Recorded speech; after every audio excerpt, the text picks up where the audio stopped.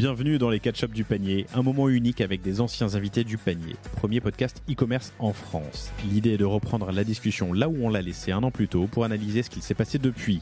Quels nouveaux enseignements ils peuvent nous apporter, quels sont leurs insights marchés ou produits et comment ils ont fait pour progresser comme ils l'ont fait. Le tout en moins de 30 minutes, ce sera un challenge.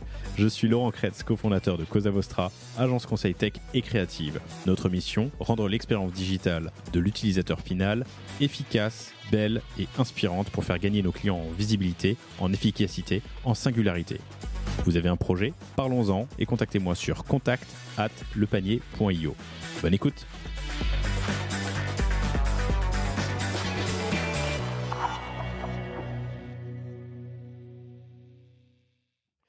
Bonjour à tous, très heureux de vous retrouver aujourd'hui pour ce nouvel épisode du panier, un catch-up aujourd'hui que j'ai le plaisir d'enregistrer avec Joseph, que vous aviez entendu dans l'épisode 46. Joseph Ayoub qui est le cofondateur avec sa femme Oriane de Mieux que des fleurs. Salut Joseph, ça va? Salut, bien et toi? Ouais, c'est Jonathan, cette fois, qui nous avait introduit à l'époque. Non, ils nous avaient pas introduit. Jonathan était mon associé sur une de mes précédentes boîtes et il m'avait dit tu devrais le contacter, il fait des trucs top. Et effectivement, tu fais toujours des trucs hyper intéressants. Et tu me l'avais raconté, c'était en juin 2020, donc ça fait bientôt 2 ans, comment tu avais lancé Mieux que des fleurs, que tu es un service de e-shop, de petites expériences et cadeaux personnalisés. Tu as été connu sur tes ballons gonflés d'hélium et personnalisés avec des messages personnalisables qui sortent du carton et surtout tu avais fait un gros coup de buzz, si je dis pas de bêtises, avec une émission télé. On était passé sur mon poste, c'était ça. Exactement, on était passé sur TPMP et ça avait drivé un trafic de malade. À l'époque, moi je connaissais pas les faits de la télé et j'avoue que c'était assez impressionnant combien une demi-seconde de télévision peut te rapporter des business, quoi. Ça avait été vraiment le buzz du lancement. C'est ça qui a accéléré. T'es passé de 0 à, quelques colis à. Ouais. On a fait fois 300% en une journée, alors qu'on avait déjà bien lancé. Donc on avait bien fait, je veux dire une bêtise, 90 colis en 3 jours. Et là d'un coup on s'est tapé 200 ou 300 commandes en 24 heures, quoi. Ce qui est rien à l'échelle d'aujourd'hui. Énorme pour un lancement et surtout on était en out of stock, donc qui aurait pu peut-être générer 700-800 colis si on n'avait pas eu de rupture, quoi. Assez ouf à l'époque. Mais tu peux pas le prévoir, il vaut mieux ça que le contraire, donc à la rigueur tant mieux, c'est presque un problème de riche. Exactement. On est bientôt 2 ans plus tard, on a pris soin, pour les plus gentils d'entre nous, on a pris soin de nos proches pendant la période du Covid en leur envoyant de petites attentions, et Mieux que des fleurs fait partie des services qui proposent ces petites attentions.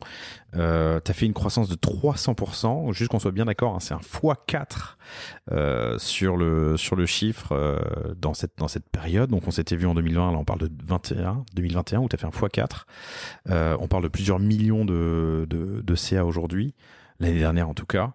Un x5 sur le B2B, c'est vraiment fat. Et du coup, j'ai plein de questions et j'espère qu'on pourra y répondre dans cet épisode. La première, c'est évidemment comment t'as fait pour suivre cette croissance, pour pas te retrouver out of stock comme tu l'as été après ton passage en TPMP, pour produire et surtout quel levier tu as activé pour cette croissance. Est-ce que dans cette croissance, il y a des choses que tu aurais pu faire mieux sur le B2B, le B2C? Quel a été l'effet de la fin des confinements? On revoit des gens, donc peut-être qu'on leur fait moins de cadeaux, et puis surtout on sort, on fait la fête. Quel impact du coup pour toi? Je sais que tu as beaucoup, je l'ai dit, tu as fait un x5 sur le B2B, donc quelle a été ton approche commerciale, marketing sur le B2B? Et puis enfin, on prendra un peu de hauteur pour aborder un sujet un peu pilotage d'entreprise. Vous êtes presque une quinzaine actuellement. Ton métier change entre une boîte où vous êtes quelques-uns à bricoler et une boîte où vous êtes 15 avec de la croissance. Donc j'aimerais comprendre tes principaux enjeux, et on ouvrira sur potentiellement de nouveaux projets, ou en tout cas je te poserai une question que j'ai posée aussi à Louis Marty de Merci Andy. Comment lancer une marque consumer en 2022? Quels seraient, selon toi, les ingrédients à mettre dans la casserole? Voilà, un beau programme. Je crois que c'est l'une des intros les plus longues que j'ai jamais faites. 4 minutes. C'est pas mal, sachant qu'on a une heure pour se dire plein de choses. x4 en 2021. Ouais, x4. x4 sur le B2C. Tu vois, sur le site internet. Je te parle en TTC, j'ai vulgarisé, mais je parle en TTC les 12 derniers mois, VS les 12 derniers mois précédents. On a fait x4, x4.5 même, tu vois. Surtout qu'on enregistre, les chiffres sont justes, on enregistre fin mars et t'as une clôture à fin mars. Donc on a une clôture à fin mars, ouais. Donc on a fait du x4 sur le B2C. Ok. Et sur le B2B, on a fait du x5 avec le bémol qu'on faisait pas déjà beaucoup sur le B2B. Donc on avait un boulevard devant nous. Et je pense que un des bémols, tu me demandais un des bémols, c'est qu'on aurait pu faire, à mon sens, beaucoup plus si on avait été mieux armé sur le B2B. Sur le B2B. Okay. On était, tu le disais, on était une petite structure, on a grandi très vite, et donc le B2B, c'est une des choses sur lesquelles on n'a pas eu la croissance, on n'a pas eu l'accompagnement en interne qui nous a permis de faire plus de croissance. Donc x4, c'était facile à faire, il suffisait c'était facile, tout est relatif, mais il suffisait beaucoup moins de contrats que de faire du x3 ou du x4 sur le B2C. Ok, intéressant. Le Covid, c'est une situation particulière. Tu as une grosse croissance. Il faut à la fois assurer pour pas être déceptif pour ton utilisateur final. Et en même temps, il ne faut pas construire des plans sur la comète pour virer 30 personnes ensuite ou avoir un stock à vider. Raconte-moi un peu cette croissance. Là, c'est fait sur plusieurs actes, j'imagine. Le Covid qui a drivé, mais ensuite les nouveautés, la profondeur de gamme. Ça fait plus ou moins 2 ans qu'on s'est vu déjà. C'est plus ou moins 2 ans que le Covid, pile 2 ans d'ailleurs. Je te dirais que ça serait réparti en 2 années, vraiment. Première épreuve où on avait la tête sous l'eau. On avançait vraiment au quotidien. Le premier confinement, la poste a fermé 2 jours par semaine, donc on n'avait que 3 jours pour expédier. On était en sous-effectif, beaucoup de gens étaient en télétravail. Ceux qui pouvaient étaient en télétravail, donc ne pouvaient pas donner un coup de main à la prod. Très rapidement, on s'est retrouvé à 2-3 en prod au lieu de 4-5, au lieu de 7-8 si on avait les moyens de sortir autant de colis. Et même nos prestats se sont retrouvés à des moments limités. Par exemple, Chronopost nous a capé le nombre de colis qu'on pouvait expédier avec eux parce que ils étaient vraiment eux aussi sous l'eau. La Poste, Colissimo, a atteint en 2020 le résultat qu'ils auraient dû atteindre en 2023-2024 en termes d'expédition de colis. Donc du coup, on n'est pas les seuls, hein. Tout le e-commerce a bénéficié de cet obstacle qu'est le Covid. Donc le premier temps, c'est vraiment le sous l'eau. On prend ce qu'on peut prendre en termes de colis qui tombent, de commandes qui tombent, et on fait en sorte d'expédier les colis, quoi. Premier élément, ça a duré pratiquement 6 mois jusqu'à septembre-octobre. Deuxième confinement. Tête dans le guidon, écrasé par la charge. Ouais. Moins de monde au bureau, moins de monde dans l'entrepôt. Exactement, clairement. Okay. On s'est retrouvés, donc j'en ai déjà parlé dans le premier, mais c'est une boîte familiale, donc je travaille avec mes parents aussi. Pendant les confinements, il y a ma sœur qui est venue dépanner. Donc on s'est retrouvés jusqu'à des minuit, 1h du mat à faire des colis avec ma mère pour faire expédier les 500-700 colis qui tombaient ce jour-là, quoi. Donc c'était vraiment costaud, vraiment tête dans le guidon. Et en termes d'appro ? En termes d'appro, premier confinement, ça allait. Et c'est là où je dis deuxième période, c'est novembre. Novembre, deuxième confinement, les chiffres remontent drastiquement aussi. On est mieux armé. Moi, je suis prêt à... j'ai compris l'intérêt de passer moins de temps en prod, de recruter plus de gens en prod et d'aller faire du Facebook Ads ou d'aller regarder ce qui se fait sur le market, etc. De passer plus de temps derrière mon ordi, on va dire. Très rapidement, on se retrouve en quasiment out of stock sur l'élément le plus important qui est le ballon. Donc c'est là où on expédiait. Donc pendant la première crise, après les premiers confinements, les premiers mois du Covid, les usines américaines de fabrication de ballons ont été fermées pendant plus de 6 mois et ont accusé des retards énormes. Et puis arrive mi-novembre où on commence à avoir du volume important. J'ai mon prestat donc chez qui on achète le ballon, le distributeur de ballons européen qui nous appelle et qui nous dit voilà, dans une semaine il n'y a plus de ballons. Et nous on avait plus ou moins la palette doit arriver dans une semaine et nous on a une semaine de stock. Donc on se retrouve vraiment avec pas grand chose. Et ça fait partie des choses qui nous ont permis de rebondir et de lancer un autre produit qui a sorti. Donc on se retrouve avec une semaine de stock, on se retrouve tous les 4 autour de la table, tous les 5 autour de la table, et on en parle et on dit qu'est-ce qu'on fait, tu vois. Et là on se dit on a au sein de nos box, donc tu peux acheter un ballon, mais avec le ballon tu peux mettre une sélection de presque 45-50 produits à ce moment-là qui sont très cool, que tu peux ajouter à ta box. on se dit vas-y go, on a ces produits-là qui sont trop cool, on n'est pas obligé de prendre le ballon, on peut concevoir une box from scratch. Donc on a conçu une sorte de petite boîte personnalisée qu'on appelait la Cool Box, où tu choisis ton visuel, tu choisis le petit mot dessus, tu choisis ton prénom, tu écris ton prénom dessus, et tu conçois ta box avec différents éléments. Et on l'a monté en 10-12 jours top chrono, donc de l'idée jusqu'à l'exé. En parallèle de ça, c'est pour te montrer un peu, et ça a cartonné. Donc on en a vendu des centaines et des centaines très rapidement. Coup de bol, la palette qui devait arriver des États-Unis est arrivée. Donc on n'a jamais eu une rupture de stock sur les ballons, mais ça n'empêche que on a eu un petit coup de chaud là-dessus. Et non, mais là, ce qui est intéressant, et je t'arrête un quart de seconde, mais c'est le côté très agile et flexible d'arriver à élargir ton offre en 10-12 jours pour lancer donc la Cool Box, hein, c'est ça? Ouais.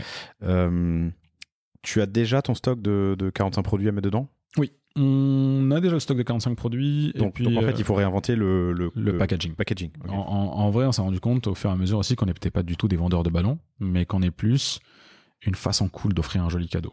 Une façon cool de dire à quelqu'un que tu l'aimes, une façon cool de dire d'envoyer un peu d'amour à tes proches. Donc en ces périodes-là, tu avais besoin d'envoyer de l'amour à tes proches, donc ça tombait très bien pour nous et il fallait vraiment qu'on soit là. Donc on a une rupture de stock de ballons, en tout cas on avait une rupture de stock de ballons qui était en train d'arriver. On s'est réunis, on s'est dit qu'est-ce qu'on fait, et on a très vite réfléchi à la Cool Box. C'était un concept qu'on avait plus ou moins déjà vu, enfin qu'on avait déjà vu au UK, la façon de le faire. On l'a fait un peu de façon un peu différente, à la française, à la nôtre, et ça a très vite marché. C'est marrant, c'est de l'abstraction en fait. Hein. Ton métier, c'est pas d'envoyer des ballons, ton métier, c'est d'envoyer du love. Ouais, complètement. Et du coup, tu arrives à prendre de la hauteur. Mais c'est un bel enseignement. Alors, il y a eu plusieurs invités sur le panier qui sont sur des approches un peu similaires, mais là, en l'occurrence, quand tu dis envoyer du love, je pensais à un autre auquel tu penses peut-être pas, mais c'est la Love Box. Ouais. Ça te parle, tu vois, je connais. Très cool. Où pareil, tu vois, la mission, c'est d'envoyer du love, du care à tes proches. Intéressant. Et du coup, la palette arrive. Vous n'êtes pas en rupture sur les ballons. Ouais, on n'est pas en rupture. Et en plus, vous devez lancer ce nouveau produit. Ouais. Entre la phase 2 de la boîte, c'est de l'année, c'est maintenant qu'on est armé, qu'est-ce qu'on fait, quoi. Maintenant qu'on a les produits, maintenant qu'on a plus ou moins différemment, pardon. Maintenant qu'on a l'opportunité, comment on s'arme? Et donc là, on a commencé à staffer prudemment pour pas se retrouver très vite en overstaff à virer du monde. Mais c'est vrai que les 6 premiers mois, on a vraiment été sous l'eau et très rapidement on a staffé. On a fait appel à StaffMe pour des staffeurs à la journée, donc des gens qui viennent travailler à la journée. Très bonne plateforme que je recommande. Et ensuite, on a recruté au fur et à mesure. Hein, Attends, StaffMe, c'est quoi? C'est une plateforme je crois que tu en avais parlé à l'époque. De mise en relation avec des auto-entrepreneurs, des étudiants auto-entrepreneurs qui veulent travailler, des moins de 30 ans auto-entrepreneurs qui veulent travailler à la journée, à l'heure, etc. Mais quel type de métier? De tout, préparation de commandes, caisse, etc. Donc c'est très bien pour des pics d'activité. Donc pour nous, c'est très bien. Ok. Ça t'évite c'est l'agence intérim moderne un peu. Vente, logistique, administratif, relations clients, mais même de l'administratif, quoi. Alors j'ai jamais fait, mais nous on les appelle pour de la préparation de commandes et ça fonctionne très bien. Je ne crois pas connaître, ou en tout cas je m'en souviens pas, StaffMe, sta2fme.fr. Ouais, c'est très pratique. Ok. Et après on est passé l'équipe core de Big Kids de Muc des Fleurs est passée de 5 personnes à 14 personnes au fur et à mesure des mois, en allant piocher là où on avait besoin, en allant confier plutôt les missions à des gens où on savait qu'il y avait un besoin là-dessus, donc dans la com, dans le market, dans la logistique et dans le dev. Par exemple, je me rappelle, j'ai réécouté mon podcast quand j'avais fait avec toi pour essayer de me rappeler ce que j'avais dit. Et par exemple, Cédric, avec qui était presque à mi-temps, un peu plus qu'à mi-temps pour nous en développement, maintenant il est avec nous full-time depuis presque après le podcast, donc depuis bientôt 2 ans. Et c'est cool, quoi. Vous êtes toujours sur Shopify, j'ai vérifié tout à l'heure. Ouais, on est toujours sur Shopify. Et toujours satisfait. On va passer bientôt sur Shopify Plus parce qu'on commence à avoir de 1 le volume pour et surtout des besoins de modifications plus poussés. Vas-y, fais-moi le pitch pour les raisons pour lesquelles il faut passer à Shopify Plus ou la modification du checkout. Premier élément, donc le checkout n'est pas modifiable sur Shopify Advanced ou classique, et sur Shopify Plus il peut être modifié. Nous on a besoin par exemple de connaître l'adresse avant de proposer les frais de port, chose qui n'est pas possible sur Shopify checkout classique. Donc en fonction de ton adresse, si t'es parisien on va te livrer rapidement, si t'es peu importe où on va te proposer des délais et des frais de livraison différents. Donc ça, c'est quelque chose sur lequel on travaillait. Et la deuxième qui nous intéresse aussi, c'est les Shopify Scripts. C'est pouvoir proposer par exemple des éléments comme panier offert, livraison offerte à partir de X euros, sans pourtant que ça impacte tes frais de livraison, sans pourtant que ça impacte tes codes promo, etc. Et après, tu as de la data un peu plus poussée et un accompagnement plus poussé de la part de Shopify. Et la réalité aussi, elle est purement financière. À partir d'un certain montant que tu fais, tes fees sont baissés sur Shopify Plus. Donc à partir d'un certain montant, ça commence à devenir intéressant. Et vous atteignez ce montant.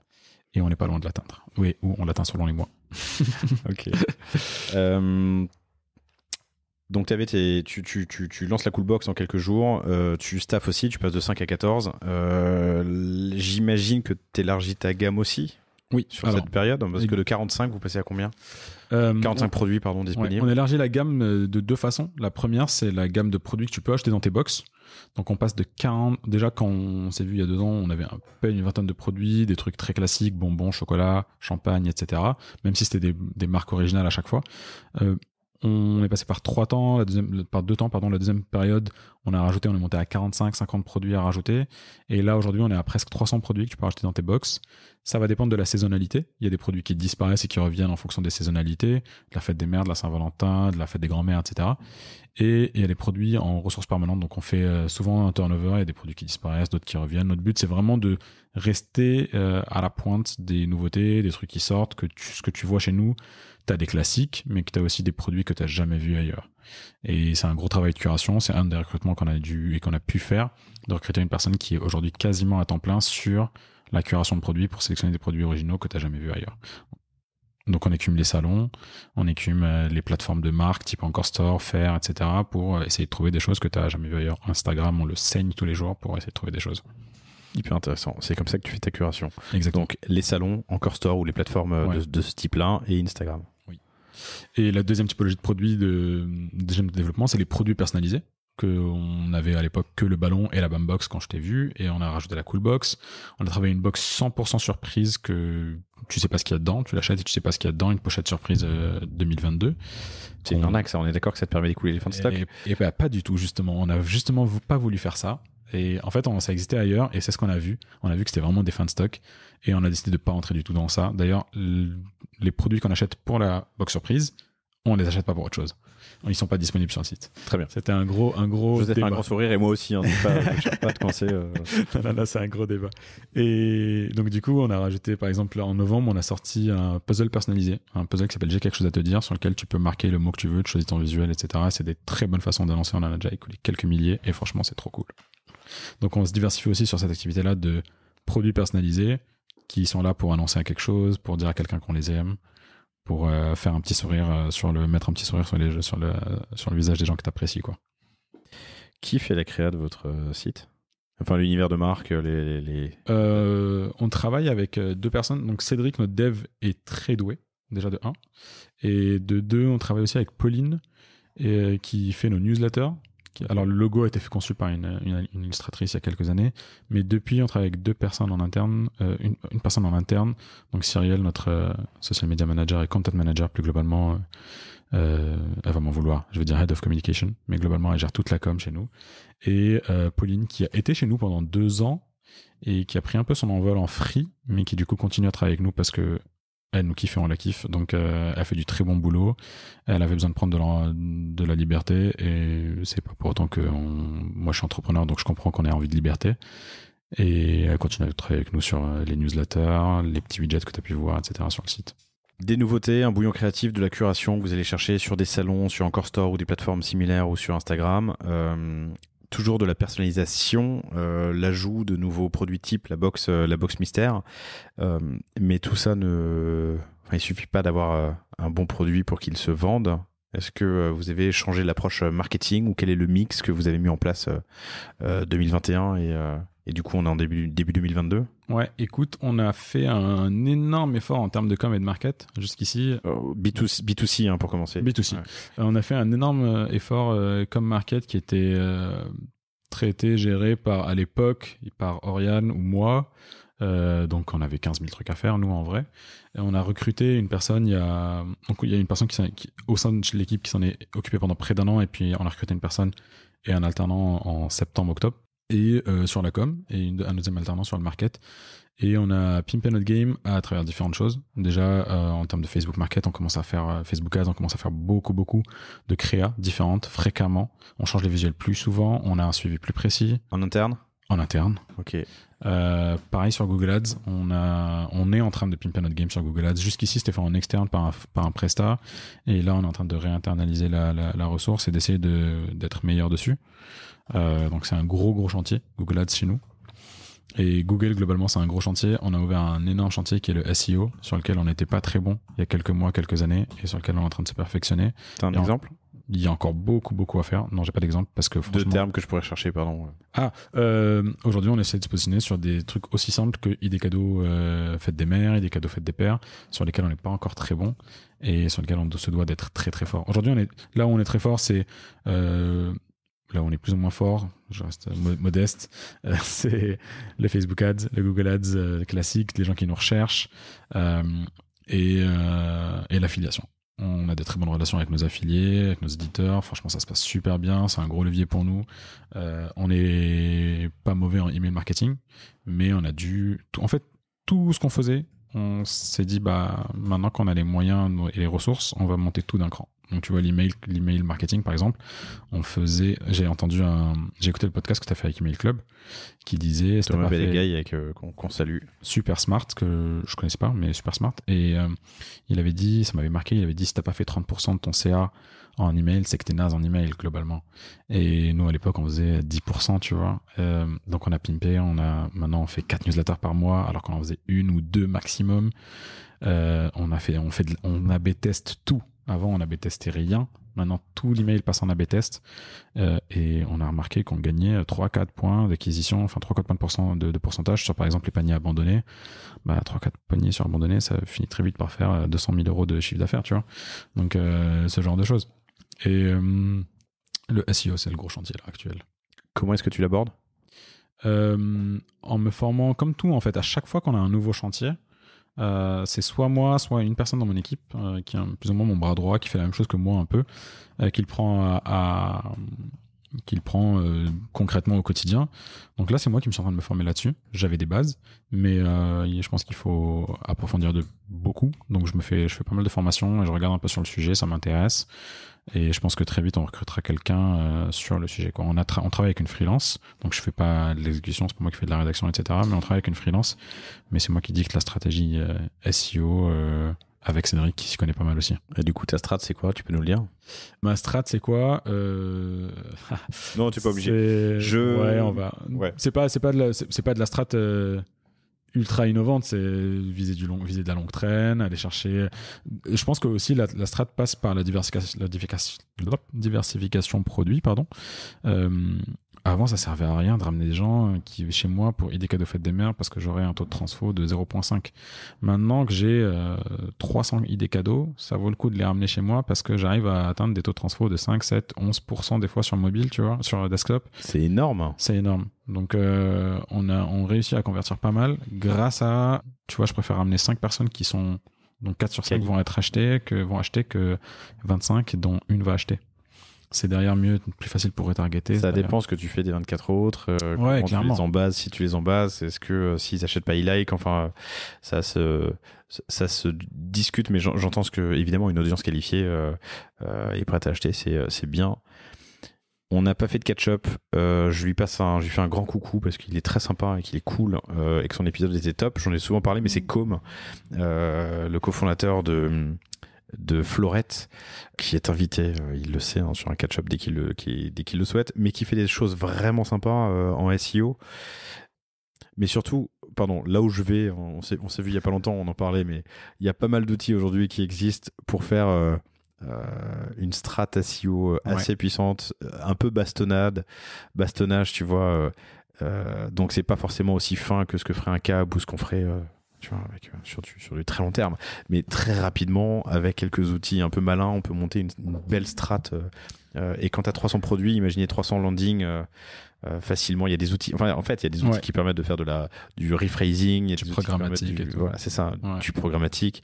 Il y a GPT-3 qui fait des choses juste hallucinantes. C'est alors je dis une connerie, c'est pas GPT-3, si c'est ça. Ouais. C'est GPT-3. En gros, c'est C'est une intelligence artificielle de génération de texte. Ok. Ça a été cofondé, donc c'est OpenAI qui fait ça, et ça a été cofondé par plein de gens, dont évidemment, ça y est, il suffit que je cherche pour que son nom m'échappe, mais le fondateur de Tesla, Elon Musk, qui est de près ou de loin, je sais plus, dans le projet. Enfin bref, il y a des choses vraiment intéressantes et faciles à faire, et le SEO, on le dit à tous nos clients et en tout cas tous nos partenaires ou nos copains, mais plus tu commences tôt, mieux c'est, parce que c'est un truc qui est evergreen, qui marche sur le long terme, qui met du temps à prendre, mais une fois que ça part, c'est formidable, puisque c'est du trafic gratuit, quoi. Évidemment, ça s'entretient. Si tu veux, il y a 2 choses qui m'ont convaincu d'investir là-dedans. Ouais. 3 choses. La première, c'est j'ai ouvert un compte SEMrush et je me suis rendu compte de combien on était mauvais. Donc je me suis dit, ok, si on est aussi mauvais, il y a un boulevard devant nous pour faire des choses bien, tu vois. Je me suis rendu compte aussi de combien d'autres concurrents étaient pas si bons que ça. Je pensais qu'ils étaient meilleurs, mais ils sont pas si bons que ça. Donc il y a beaucoup de choses à faire. La deuxième chose, c'est un pote à moi qui m'a parlé, qui m'a encore une fois qui m'a montré combien j'étais pas ouf en SEO. Donc il y a vraiment beaucoup de choses à faire. Comment il t'a montré? Il est allé sur internet, il a cherché? Ouais, même sur la construction de notre site, tu vois, on n'est pas encore les meilleurs, il y a beaucoup de choses à faire. Notre contenu, on n'a pas enrichi notre contenu. On a toujours réfléchi notre contenu en termes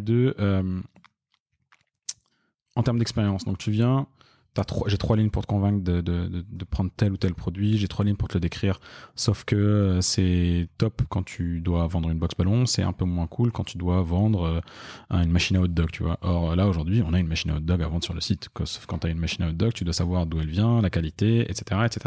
Donc on commence à construire des fiches produits beaucoup plus longues, on commence à construire des landing pages plus intéressantes, des pages de collection, des landing pages thématiques beaucoup plus impressionnantes, quoi. Et j'ai oublié le troisième élément, mais clairement, ces 2 éléments-là m'ont fait comprendre qu'il fallait qu'on modifie. Et le troisième élément, je sais pas si c'est dans ton podcast ou si j'ai vu ça sur LinkedIn, mais j'ai vu un mec qui dit les gens sont prêts à dépenser des millions en Facebook Ads et sont pas prêts à mettre 500 balles de SEO. Et j'ai trouvé que c'était très vrai. Nous, on dépense des centaines de milliers d'euros par an en Facebook Ads et j'ai dépensé 0 € en 5 ans en SEO. Alors que le SEO, ça reste. Demain, je coupe mes budgets, j'ai plus rien en Facebook Ads. Demain, je coupe mon budget SEO. J'ai encore 6, 9, 10 mois devant moi avant que d'être oui, pénalisé, ça s'effrite. Il faut le mettre à jour, il faut l'entretenir. Mais effectivement, tu as une latence, on va dire. Ouais. Le travail que tu fais aujourd'hui, il payera dans 9 mois aussi. Hein. Il restera plus de 9 mois, quoi. Donc, je décide de mettre un peu plus d'effort là-dessus. Il y a une machine à hot dog à vendre, c'est pas faux. Ouais. Une machine à hot dog. 39,90. Cool. J'aurais imaginé que ce serait plus cher. Et elle est trop cool. Il est trop cool. En fait, depuis. Elles ont une sale gueule, les saucisses sur la photo, hein, si je peux me permettre. Mais... on l'a pas encore shooté, c'est tout récent, on l'a pas encore shooté en interne. Mais. Les gens sont prêts à mettre des millions en Facebook Ads ou en Google ou en autre, en tout cas, et ça les fait chier de dépenser 500 balles par mois en SEO. Parce que tu vois pas les résultats tout de suite. Tu dois attendre 6 mois, 9 mois avant de voir des résultats, et c'est vrai. Donc tu te lances, enfin en tout cas tu progresses ou tu pousses sur le SEO. Sur l'affil, vous en faisiez beaucoup. Je crois que tu travailles avec Affiliate que j'ai reçu sur le panier, que je vous invite à écouter. C'était un super épisode. Exactement, très intéressant. On fait de la pub du coup pour les mecs qui passent. Hein. Email Club, Affiliate.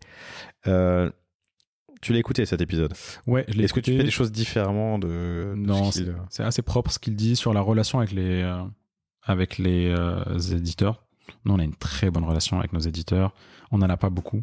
Tu vois, on en a des vrais, des gros avec qui on travaille étroitement, on n'en a pas beaucoup, mais ça se passe très bien. Et on est dans une relation de confiance, on se passe des coups de fil pour savoir est-ce qu'ils nous suivent sur tel ou tel projet avant d'y aller, est-ce que tel ou tel produit leur convient, est-ce qu'ils sont prêts à le mettre en avant ou pas. Et ça fait du bien de se poser là-dessus. Après, c'est une relation win-win, hein. Ils gagnent de l'argent grâce à nous, on gagne de l'argent grâce à eux. Donc demain je leur rapporte plus d'argent, je pense qu'ils nous laisseraient tomber, et demain ils nous rapportent plus d'argent, c'est un peu plus difficile à tenir le coup, mais c'est vrai qu'on a une très bonne relation avec eux, et du coup avec l'augmentation des ventes, c'est vrai qu'avec l'augmentation de chiffre d'affaires, c'est vrai que ça leur convenait bien aussi de rester proche avec nous, quoi. Compris. Des grands chantiers, donc Google Ads, Instagram, on a parlé du SEO, on a parlé de l'affiliation, tu m'as parlé de l'email sans rentrer dans le détail, mais pour le détail, je vous invite à écouter l'épisode avec Thomas de Email Club. Ça, c'est sur la partie B2C. Comment est-ce que tu as fait x5 en B2B? Pardon, B2C, donc consumer, B2B business, je crois que c'est clair. Ouais, les pros, ventes, les particuliers. Quoi. Le B2B pour nous, c'est principalement la vente de coffrets cadeaux en entreprise. soit pour de l'interne, tes salariés pour Noël, etc., soit pour de l'externe, de la relance commerciale, de la prospection commerciale, de la relance du panier influenceur, etc. C'est des choses qui ont été plus ou moins natives. C'est pour ça que je te dis que on aurait pu faire 2 ou 3 fois plus sur le B2B. C'est qu'on n'est pas allé chercher beaucoup plus loin. On n'a pas développé énormément notre marketing. On s'est armé pour. On vient de mettre en place quelque chose. On avait déjà mis en place des premières actions. Exemple, si tu commandes chez nous, ça on l'a mis en place il y a déjà 2, 3, 4 ans. Mais exemple, si tu commandes chez nous avec ton adresse Cosa Vostra, on va automatiquement identifier que tu viens d'une société. Ou si tu as une adresse de facturation, on va directement identifier que tu viens d'une société, que tu as commandé pour une société. Donc on a un email automatique qui va te relancer et te dire bonjour Laurent, j'ai vu que vous avez commandé pour Cosa Vostra. C'est un script que tu as développé ou tu as un outil pour ça? Non, sur Klaviyo. Bon, c'est tout simple. Hein, c'est pas... Non Gmail, non Hotmail, non, je sais pas ce qu'il peut y avoir, Hotmail, La Poste. Alors on est allé plus loin, on a développé un outil en interne qui va faire un premier filtre. Et derrière, j'aime pas les mails super automatiques. Donc derrière, j'ai une personne à la main qui valide ou non. Qui trigger en un clic, qui va envoyer le mail dans une base de données prospect et qui va le relancer et lui dire salut Laurent, voilà, je sais que tu as commandé, c'est la 3e fois que tu commandes chez Cosa Vostra. Donc une partie de script auto pour déceler que c'est a priori, enfin, potentiellement pas un email en ligne, mais un email d'entreprise et une personne quand même. Donc il y a un peu de modération qui valide ou non pour pas envoyer n'importe quoi à n'importe qui. Malin. Donc ça c'est quelque chose qu'on avait déjà mis en place qui rapporte du newbies aujourd'hui en B2B. Maintenant c'est pas juste ça qui nous a fait faire du 4x5, du x4 x5. Honnêtement, enfin si je vais la dire, c'est plutôt que ça qui nous a fait faire du x4 x5 parce que je pense qu'on aurait pu aller 10 fois plus. Je te dis la somme à la base était pas si énorme que ça. Pour te donner un ordre d'idée, il y a 2 ans on faisait 15% de notre chiffre d'affaires en B2B et cette année on a fait même pas 5% de notre chiffre d'affaires en B2B. Donc c'est vraiment pas le même ordre d'idée, le même ordre de vente. 5-10%. Attends, il y a 2 ans t'as fait combien? Plus ou moins 15%. Et là 5-10. Ouais. Donc t'as divisé faire les calculs. Ouais, mais alors que t'as fait un x4 sur la croissance. Donc ça, en valeur absolue ça a quand même grandi, mais en proportion baissé. Ok. Et en fait les gens viennent voir naturellement. Donc on a mis en place une réponse. Tu fais une demande de devis aujourd'hui, on te répond en moins de 4 heures sur ton devis pour faire de la logistique ou de l'expédition de colis ou de l'expédition de cadeaux pour tes salariés. Mais c'est comme, et en fait, ce que je te disais aussi, c'est que il suffit de 1 ou 2 ou 3 gros contrats pour monter très vite dans les chiffres. Tu vois, on a déjà fait 3000 colis pour le Crédit Agricole, on a déjà fait 3000 colis pour Coca-Cola, ce genre de choses qui montent très vite dans les chiffres, sans pour autant multiplier le nombre de points de contact. Hyper intéressant. On a lancé dans le passé une boîte qui s'appelait Au Barber Shop, qui vend des produits pour barbus et barbiers, dont on est sorti à date, mais qui est fondée et menée d'une main de chef par son fondateur Antoine Rouvroy, notre associé à l'époque. Et au moment du lancement, on se posait la question du B2C ou B2B, et nous on est clairement parti sur du B2B pour ces raisons-là en fait. C'est que tu vas plus rapidement aller choper des gros paniers, ça te permet de créer de la trésor, de créer de la présence, et ça permet de financer ensuite du B2C. Donc on a une approche B2B, B2C versus l'inverse B2C pour aller vers du B2B. Mais c'est vrai que un client à 3000 colis, tu m'as cité quoi là? Coca-Cola, c'est ça? Talent, Crédit Agricole. Je vois M&M's. M&M's, petite commande. Mais ils sont là quand même. Ils ont des produits très stylés qu'on a fait avec eux. Et du coup, tu as une personne dédiée? J'ai une personne. C'est un SDR. Quelle est l'organisation? Quel est le setup? Aujourd'hui, j'ai une personne à temps plein quasiment, mais en free, qui fait de la prospection et qui répond aux devis. Purement et simplement. Ok.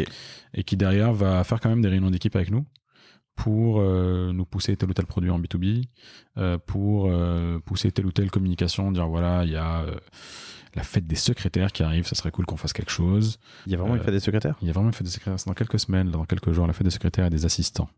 Donc il y a Pâques qui arrive, ça serait cool de proposer. L'année dernière, on a fait ça. On m'a beaucoup demandé tel produit, je pense que c'est cool qu'on prenne tel ou tel produit. C'est une fille qui était avec nous, Lisa, je lui passe un coucou. Elle est avec nous en stage et elle devait partir à Taïwan pour finir ses études. Mais le Covid en a décidé autrement. Donc on lui a proposé de rester avec nous et elle reste avec nous. Elle reste avec nous quelques mois de freelance. Le marché du travail change, je pense qu'il faut clairement l'accepter. Nous, on revient de séminaire à Djerba où on était avec toute la boîte et du coup on était Alors tous les employés, enfin les collaborateurs n'étaient pas là parce qu'on est à peu près 85 dans la boîte, mais je pense qu'on était à 75 collaborateurs. Il y avait une dizaine de free qui sont des free réguliers et qu'on intègre comme nos collaborateurs qui sont là tous les weekly. Enfin, je pense que c'est important d'avoir une nouvelle approche de ce monde du travail qui se fait plus en pointillé avec plus de liberté que c'était le cas à l'époque. Mais c'est une parenthèse pour un autre podcast, ça. Donc un SDR, un peu d'intelligence au niveau de la gestion des commandes, puisque tu crées des leads à partir d'une commande de particulier, en fait, c'est ça, hein? Oui, complètement. Non, pas de particulier, parce que j'ai commandé avec mon adresse professionnelle, donc a priori c'est une commande pro. De commandes particulières, de commandes qui tombent nativement sur le site. C'est ça. J'ai rien à te demander. Que tu vas élever. Après, on a fait une page thématique sur le site pour driver du trafic dessus, sur les cadeaux d'entreprise. Ouais, qui est dans le menu, c'est le 4e lien quand même. Qui est bien placé. Ouais.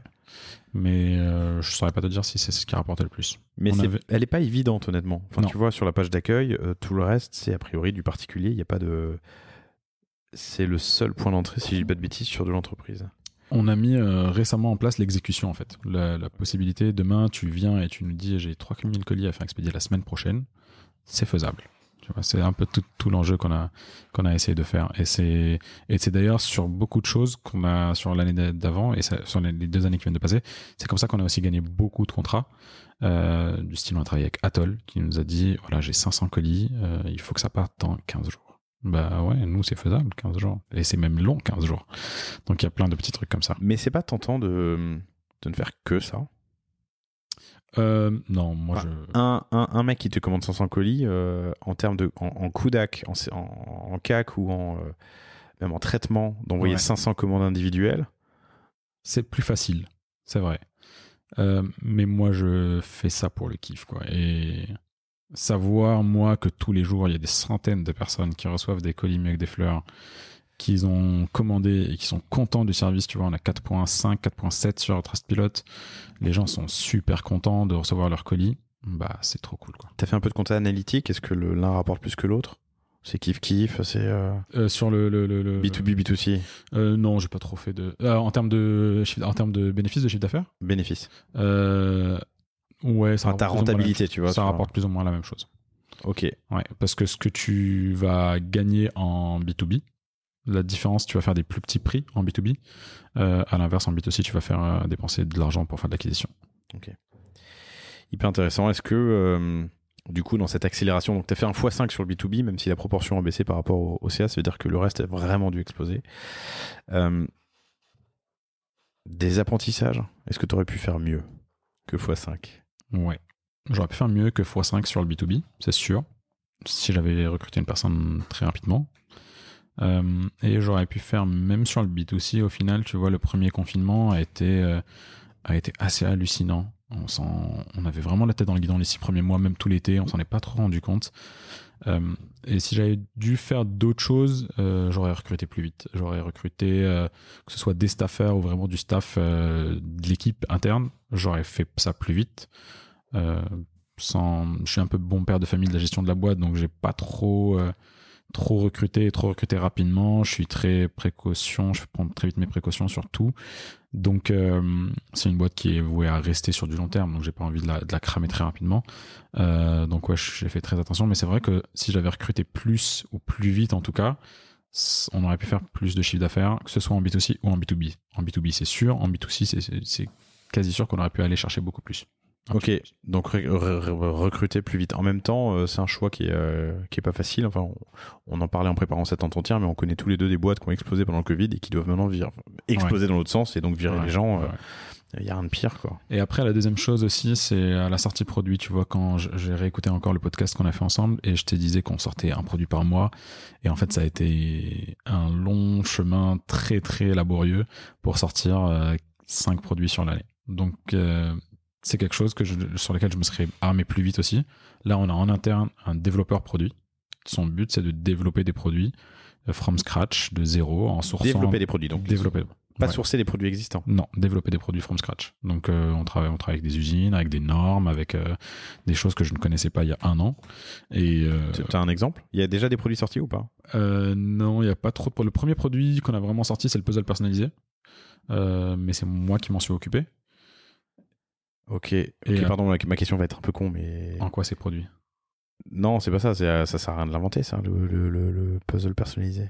Et ben, on en a vendu des milliers et des milliers. Ok, pardon. Ce que je veux dire, c'est que ça existe potentiellement déjà, non? Ouais, alors oui. J'ai envie de te challenger sur la création de produits. Quand je dis développer des produits, je parle pas de inventer un produit. Je parle de trouver une façon originale de le produire en interne. D'accord. Donc le puzzle, en effet, ça existe, mais personne n'a fait un puzzle aussi stylé que le nôtre. Et nous, quand on a eu l'idée, on l'a mis sur papier et ça a très vite. Et d'ailleurs, c'est très très viral quand il y a une nana, je crois que c'est une nana qui en a parlé sur Twitter. Et le lendemain, il y avait 300 ventes parce que son tweet était trop stylé et que le colis et que la façon de le faire était trop stylé. C'est une jolie pochette sur laquelle il est marqué « J'ai quelque chose à te dire ». On a vraiment orienté côté message, tu vois. Il y a plein de sites qui font des puzzles personnalisés avec des photos, etc. C'était absolument pas notre but. Notre but, c'est « J'ai quelque chose à te dire ». Et donc, du coup, on l'a très vite... Pardon, on a fait une petite pochette super mignonne dans laquelle tu ouvres et tu as 5 ou 15 minutes pour essayer de découvrir le message que la personne a à te dire. Et derrière, en fait, ces produits-là, on est en train de les faire from scratch. Je te donne un exemple plus concret. Là, on est en ce moment en train de travailler sur un dé. Donc, c'est tout con, hein, mais c'est un dé qui sera vendu sous notre marque. Un dé pour choisir ce qu'on mange ce soir. Donc, c'est tout bête. Tu sais pas ce que tu manges, bah, tu lances le dé. C'est des choses qui existent déjà. C'est pas ultra original. On n'a pas réinventé la roue. Ça, mais on le fait à notre sauce. Soit parce qu'on sait que ça peut marcher, soit parce qu'on l'a déjà fait, on l'a déjà vendu, tu vois. Mais donc, le endgame de faire tes propres produits sur des choses qui existent potentiellement déjà sur le marché, c'est quoi? Maîtrise de la marge, maîtrise de la prod? Les deux, maîtrise de la marge, c'est sûr. Et ensuite, valorisation de la société, avoir des actifs qui nous conviennent et qui nous plaisent. Tu vois, je te donne un dernier exemple. On distribue une marque de kit à planter, donc des petites boîtes de conserve dans laquelle tu viens planter ta petite fleur, tes petits trèfles, ton petit coquelicot, etc. Ça cartonnait chez nous. On en vendait, je vais dire une bêtise, mais peut-être 1000 par mois, tu vois. Et la fille, on lui a fait une petite proposition indirectement pour lui voir si ça l'intéressait qu'elle soit internée chez nous, qu'on internalisait chez nous, qu'on grandisse avec elle et tout, en mettant un peu de billes dedans. Elle n'a pas voulu. En parallèle de ça, on a été démarché par plein de concurrents qui faisaient un peu le même style et qui souhaitaient vraiment qu'on distribue leur marque à la place. Et on s'est rendu compte que en fait, c'était quelque chose qu'on pouvait faire nous. Et non seulement qu'on pouvait le faire, mais qu'on pouvait l'améliorer en le rendant personnalisable. Donc là, aujourd'hui, tu peux acheter un petit kit à planter chez nous. Donc c'est un des derniers produits qu'on a sorti. Un petit kit à planter dans lequel tu peux marquer ton petit mot. Tu choisis ta plante, tu choisis ton design.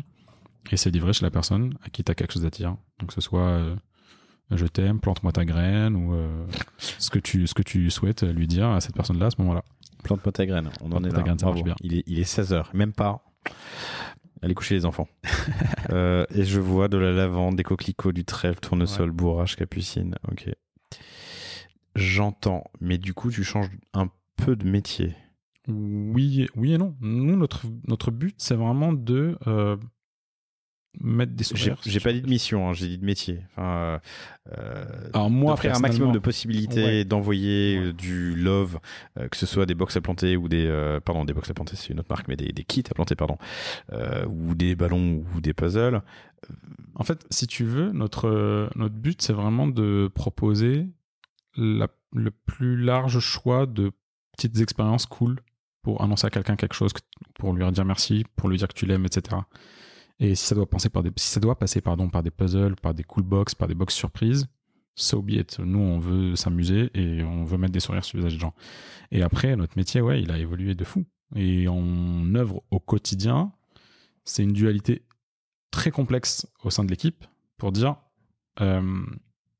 on a été connu grâce à notre ballon. Et on a été connu avec ce coup de buzz qui a fait parler de nous sur le ballon. Et on en vend aujourd'hui encore des centaines et des centaines par jour. Ça représentait il y a un an 100%, il y a un an et demi 100% de nos colis, 99% de nos colis. Et aujourd'hui, ça représente 60% de nos colis. Et notre but, c'est clairement de faire en sorte que cet impact ballon au sein de nos colis, il soit de moins en moins conséquent parce qu'on a envie de dire aux gens, vous voulez annoncer à quelqu'un quelque chose, à quelqu'un que vous aimez, vous voulez lui dire que vous aimez, vous voulez lui dire merci parce qu'il vous a aidé pour un déménagement, on est là et on a une idée trop cool pour vous. Et en parlant de ça, ça nous permet de faire de la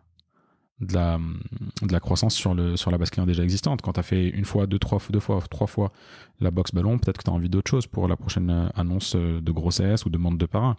Donc il faut qu'on se réinvente et qu'on soit 100% créatif en permanence. Tu connais ton taux de repeat? 30%, aux alentours de 25-30%. Donc, un client sur 3 rachète au cours de quoi? Oui. 12 mois? 90 mois. 90 jours, pardon. Ouais, c'est énorme. Non. Ouais, c'est énorme. Un client sur 3 rachète dans les 90 jours. Ouais. C'est énorme. Ouais. C'est comment? Par l'email. Comment tu le stimules? L'email? Par l'email, par des bonnes pubs de retargeté. Et d'ailleurs, on l'a vu à faire. Bon, je reviens sur l'email, mais on l'a vu. Donc, notre scénario d'email, il dépasse pas les 90 jours aujourd'hui. C'est là où je te dis, on a encore beaucoup d'efforts à faire là-dessus. Notre scénario de relance automatique, il est, je crois, à 160 jours, un truc comme ça au maximum. Ce qui fait que, et il est bien sourcé, mais ce qui fait que tu vas très difficilement recevoir plus de 3 relances.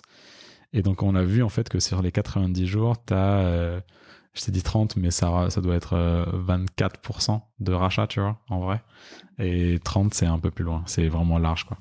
Mais ouais, 24% de rachat. C'est assez cool. Vrai, en fait. On a des beaux taux de conversion, on a des bons rachats, et toute la difficulté là, c'est d'aller scaler pour aller taper x5, x6 de ce qu'on fait actuellement, quoi. Alors, autre sujet que j'aimerais aborder, il nous reste quelques minutes, mais j'ai l'impression que tu as un boulevard devant toi, et malgré ça, d'aucuns disent que l'année est un peu difficile. Non, mais il y a quand même pas mal de e-commerçants qui disent qu'en termes d'acquise, d'affil, même de matières premières, ils passent par une phase vraiment compliquée en 2022. Ou en tout cas fin 2021 et début 2022, parce que, pour plein de raisons. C'est le cas? C'était mieux avant? Est-ce que c'était mieux avant? Non, c'était pas mieux avant, c'est faux de dire ça. Que des fois, donc oui, en effet, c'est l'année la plus difficile. Je pensais, en sortant de l'année Covid, je dis à ma femme, wow, c'était l'année la plus difficile qu'on ait eue, et en vrai, c'est maintenant l'année la plus difficile, parce qu'on a staffé, parce qu'on a des vrais coûts, parce qu'on a connu aussi ce que ça fait que d'avoir une boîte qui tourne vraiment bien, et de se dire, ok, on peut s'amuser à faire d'autres choses, on peut développer d'autres idées, etc. Revenir en arrière, ça va être très difficile. Maintenant, c'était pas mieux avant. Des fois, Oriane me regarde et me dit, ouais, rappelle-toi combien on faisait de chiffre d'affaires il y a 2 ans et demi, et jamais on aurait été là. Et c'est vrai que le Covid a été un accélérateur de croissance énorme. C'est malheureux de dire ça, c'est le revers du truc, mais c'est vrai que on a gagné 3 ans. On a gagné 3 ans à faire nous, on faisait une croissance de 100% par an. Et peut-être qu'on aurait fait 100%, tu vois, mais là, on a fait 300%. On a gagné 3 ans à faire la croissance qu'on aurait dû avoir en 2023, tu vois. Et, mais donc, il y a quand même potentiellement un petit trou d'air après cette période faste, quoi. Il y a un gros trou d'air, je pense, pour certains. J'en ai parlé à pas mal de gens autour de moi aussi dans le milieu du e-commerce. Et c'est vrai qu'il y en a qui nous ont compris, qui sont en décroissance sur les 2, 3, 4 derniers mois peut-être, qui coïncident plus ou moins avec la fin des confinements, avec l'ouverture des restaurants, etc. Et en face, une augmentation des coûts DAC. Due à les grosses structures se remettent à dépenser de l'argent sur Facebook. Le tracking est de plus en plus compliqué. Non seulement c'est de plus en plus difficile de toucher les gens que tu touchais avant, de les traquer, pardon, mais en plus de ça, c'est de plus en plus difficile de les toucher parce que Facebook même, lui, ne sait pas qui a acheté à la fin. Donc il peut difficilement te réorienter. Ton entonnoir est en train de s'élargir au fur et à mesure des jours. Et en parallèle de ça, tu te dois de diversifier à fond. Donc tu peux te perdre un peu. Tu vois, nous, on s'est lancé... on faisait du Facebook et du Google. Maintenant, on fait du Facebook, du Google, du TikTok, du Snap, du Pinterest. On fait encore 2 fois plus d'affiliation, etc., etc. Donc, il y a vraiment des choses énormes à faire là-dessus. Et il y a... et ouais, l'année va être difficile pour beaucoup de gens. Maintenant, tout l'enjeu, c'est de se dire... toute l'approche, c'est de se dire, il y a 2 ans, on aurait adoré être là où on est aujourd'hui. Donc, soyons contents de là où on est aujourd'hui quand tu sais que d'autres ont vécu les crises très difficiles, ont vécu la crise beaucoup plus difficilement que nous. Et c'est là aussi où je suis plus ou moins content d'avoir géré la boîte en mon père de famille, à pas faire de sur-recrutement ou à travailler au quotidien pour faire en sorte que la casse soit moindre, quoi. Ok, intéressant. Trou d'air, coût d'acquisition qui augmente, les grands qui reviennent, hein. Évidemment, nous on avait des grands comptes, des grands clients dans la food ou ailleurs, mais qui ont tout stoppé l'année du Covid, donc forcément les coûts baissent et c'est pratique pour les DNVB, enfin en tout cas les plus petits acteurs. Ok. Et du coup, tu l'as dit, l'importance d'avoir une bonne gestion, père de famille, c'est assez misogyne, mais mère de famille, père de famille. Parent de famille, en plus on a une boîte familiale. Pour pas me laisser des gens sur le carreau en cas de coup dur. Tu m'as vu faire une moue, c'est parce que je regardais ton TikTok et que tu as fait une vidéo, le yeux.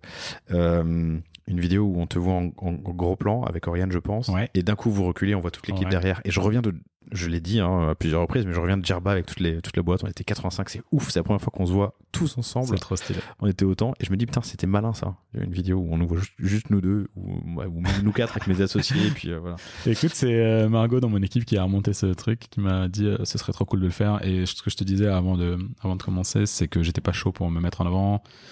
J'étais bien discret dans mon coin et je commence à faire des choses visuellement où je me montre moi personnellement. Et au final, j'y reprends un peu de plaisir, peut-être parce que je suis 100% fier de ce qu'on fait, quoi. Donc, je trouve ça vraiment trop cool ce que Margot et Cyrielle nous proposent en TikTok et ça marche bien. Alors, je pense qu'il y a encore beaucoup d'efforts à faire. On commence à faire du ads. On recommence à faire du ads parce qu'on a déjà fait des campagnes, mais on recommence à faire du ads et je pense qu'il y a beaucoup de choses à faire. Alors, je pense qu'il y a beaucoup de gens qui essayent de le faire et qui vont le faire, mais ouais, c'est intéressant. Il va rapidement être trop tard et ça va être c'est déjà le cas, mais les coûts augmentent et le nombre d'annonceurs aussi. Allez, dernière question que j'aimerais bien te poser. Je t'ai prévenu en last minute, donc je t'ai prévenu, je te prends pas en traître, mais si Mieux que des fleurs s'arrêtait demain, ou si demain tu partais sur autre chose, mais que tu restais dans l'e-com, comment lancer une marque consumer en 2022? Tu m'as pris un peu au dépourvu, c'est vrai. Parmi les choses que j'ai appris, je pense qu'il y a différents éléments. Le premier, c'est se rendre compte de l'avance. On en parle souvent de la volumétrie des produits qu'on a. Donc en termes de logistique, je parle, ne pas partir sur des produits trop volumineux, ne pas partir sur des produits très encombrants, que ce soit en stockage ou en expédition, ça va être très compliqué de gérer de la logistique, ne pas partir sur du périssable, etc. Et ensuite, de mon expertise, parce que je pense que la question c'est aussi orientée autour de qu'est-ce que tu ferais, par où tu jettes les dés en premier. Ouais, ou qu'est-ce que tu mets dans ton tamis, ou quel filtre, à travers quel filtre passer tes idées, quoi. Personnellement, là où je suis bon, où on a été bon dans les dernières années, et là où ça m'intéresse en plus, je trouve, c'est la personnalisation. Je trouve que c'est super cool de faire un produit personnalisé. Je trouve qu'il y a encore beaucoup de choses qui n'ont pas été faites dans la personnalisation. On a des milliers d'idées. Franchement, je pense que l'exécution est tout. Tu parlais des puzzles, c'est vrai que des puzzles, il y en a eu plein qui l'ont fait avant nous. Et pourquoi ça a marché chez nous? Pourquoi ça marche chez nous? Parce que l'exécution est différente, tu vois. Donc je trouve ça vraiment cool. Et après, en termes de globalement de production, de market, je ferai moins tous les ans le même panier. Pendant 2 ans, 3 ans, on a mis beaucoup de sous dans Facebook et dans Google. Aujourd'hui, je partirai dès le début sur du SEO natif, du Google natif, on va dire du Google naturel. Ça veut pas dire qu'il faut pas faire de Facebook, au contraire, ça marche très bien encore. Qu'est-ce que s'appelle du Google naturel, du SEO? Du SEO. Ouais, okay. Et je m'améliorerai en email, par exemple, très rapidement. Et aujourd'hui, j'ai des bases pour le faire. Mais c'est vrai que tu vois, quand on parlait du coût qu'on a eu sur TPMP, on a drivé des centaines ou des vingtaines de milliers de visiteurs d'un coup sur le site et on n'avait pas de relance panier, on n'avait pas de panier abandonné, on n'en basait pas les gens qui venaient d'un coup, tu vois. Donc c'est des petites erreurs de débutants qui sont cool à faire quand t'es débutant, mais c'est vrai qu'aujourd'hui si tu passes à la télé, il faut pouvoir driver 100 000 personnes s'il y a 100 000 personnes qui viennent, quoi. En tant qu'entrepreneur, il y a quand même un truc qui est difficile dans ce que tu dis, c'est de savoir placer le curseur entre good et perfect. Tu vois, done is better than perfect. Donc effectivement, vas-y. J'adore cette phrase, j'en parle tout le temps à mon équipe. Bah oui, bah tu vois, moi, des mecs qui me diraient je suis pas prêt parce que j'ai pas meilleur lance-panier, j'ai pas ci, j'ai pas ça, donc je veux pas lancer, j'en croise tous les jours. Donc à quel moment tu te dis bon, ça va, j'ai suffisamment de choses en place, que ce soit produit, site, e-com, market, embasement, j'en sais rien, pour lancer. Alors on n'aura pas forcément la réponse ici, mais en tout cas c'est un curseur qui est pas évident à placer et il faut savoir se lancer à un moment. Mais j'entends ce que tu dis, si tu le referais aujourd'hui, tu serais plus armé en tout cas pour capter la valeur ajoutée de tes visites et pouvoir en faire quelque chose ensuite. Il y a Guillaume Moubèche qui vient de tweeter un truc tout à l'heure sur Guillaume Boubèche, qui est le fondateur de Lemlist, de Lem Empire et de Lem plein de choses. Ouais, qui disait, qui a tweeté la première version de Twitter, tu vois, la screen de la première version de Twitter, et qui disait si t'as pas honte de ton. Si avec le recul t'as pas honte de ton premier produit, c'est que c'est pas bon, tu vois. Et je trouve ça, tu devrais, si t'es pas ashamed de la première version que tu lances, c'est que c'est trop tard. Mais tu sais qui pique ça, Reid Hoffman, le oui, je sais que c'est pas lui LinkedIn, je sais que c'est pas lui qui l'a dit. Si t'as pas honte de ton produit, c'est que t'as lancé trop tard. Et tu vois, moi j'ai le Mec des Fleurs, c'était un one page, on l'a monté en 2 jours, et c'est vrai que ça suffisait à l'époque. Aujourd'hui, avec l'expérience, j'aurais monté peut-être plus de choses. Mais c'est aussi ce qui a fait l'authenticité à l'époque, et les gens sont prêts. Le dernier truc à retenir de ça, c'est les gens sont prêts à te pardonner si t'es authentique avec eux, tu vois. Et nous, c'était pas parfait. On écrivait les cartes à la main sur les 500 premières cartes, on les écrivait vraiment à la main, et les gens, ils sont prêts à te pardonner si l'écriture elle est pas parfaite, parce que t'as une transparence avec eux sur comment t'as monté le projet et l'histoire qu'il y a derrière. On n'a pas menti, tu vois. Donc il y a cette approche-là d'être transparent et honnête. Et je pense que tant que tu es transparent et honnête, tu lances et on verra plus tard, quoi.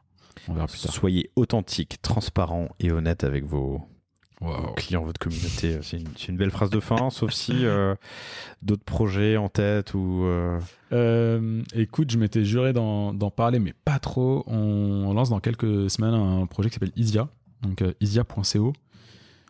IZIA, c'est ça? Ouais, IZIA.co. On a travaillé pendant 3 ans sur le Mec des Fleurs sur des outils et sur des learnings qui nous ont permis à nous de faire de la croissance rapide et d'encaisser de la croissance, et en plus de voir qu'est-ce qui marchait, qu'est-ce qui marchait pas. C'est l'avantage d'avoir eu un développeur en interne. Et aujourd'hui, on est en train de mettre ça en opérationnel pour d'autres. Donc le but, c'est de t'armer, de te donner les outils pour que tu puisses gérer une croissance, pour que tu puisses gagner un peu d'argent, optimiser ta ressource, etc., etc. On n'en parle pas trop parce que c'est pas encore prêt, mais dans les prochains mois, dans les prochaines semaines, on risque de faire parler, on risque d'entendre parler de nous. En tout cas, on a envie de faire parler de nous. Écoute, quel suspense. izadia.co, si ça vous intéresse, de laisser votre adresse. Joseph, c'était cool de te rencontrer en vrai. On a parlé pendant 1 heure avant de lancer le podcast de plein de choses différentes, mais tu en sais beaucoup sur l'e-com, et c'est passionnant. On te trouve sur alors Oriane Toi, j'imagine, mais sur LinkedIn, Joseph Ayoub, AYOUB, évidemment. Allez faire un tour sur mieuxquedesfleurs au pluriel.com. Pour les petites attentions, on a parlé de plein de business potentiellement qu'on pourrait lancer. On vous en dira plus si on avance.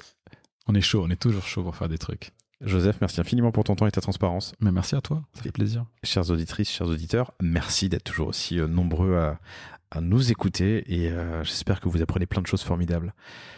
Bonne journée, bonne fin de journée, bon week-end, bon quoi que vous soyez, où que vous soyez, et puis à bientôt. Salut.